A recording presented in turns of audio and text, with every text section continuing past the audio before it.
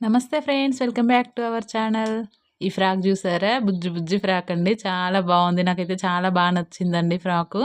ఇది కూడా నేను నిన్న చూయించాను కదా షార్ట్‌లో, పాపకి వర్క్ ఏయించి లంగా జాకెట్ కుట్టించారని, ఆ పాపదే అనమాట. ఇది కూడా శారీలో వచ్చిన బ్లౌజ్ పీస్ అనమాట. వాళ్ళ నాన్నమ్మదే సేమ్. అంటే ఆమె వర్క్ ఏయించుకుందనమాట. అయితే ఆ పట్టు శారీలో వచ్చిన బ్లౌజ్‌ని ఇలా ఫ్రాక్ కుట్టమన్నారు. చాలా బాగుంది గదండీ ఐడియా.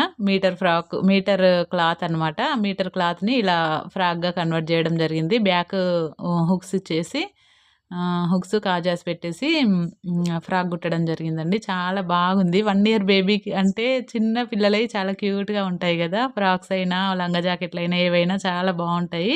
ఆ కింద ఉన్న బ్లౌజ్ నిన్న నేను చూయించాను గదా! అదనమాట. అది ఇది 2 ఆ పాపవే. ఇదేమో ఇంకొక పాపకండి. 2 ఇయర్స్ బేబీ అనమాట. ఇదేమో క్లాత్ ఏంటంటే శాల్వా అనమాట. మనకు అవి శాల్వాస్ ఉంటాయి గదా! ఆ శాల్వాని వాళ్ళు వేస్ట్ చేయకుండా ఇట్లా కుట్టమన్నారనమాట.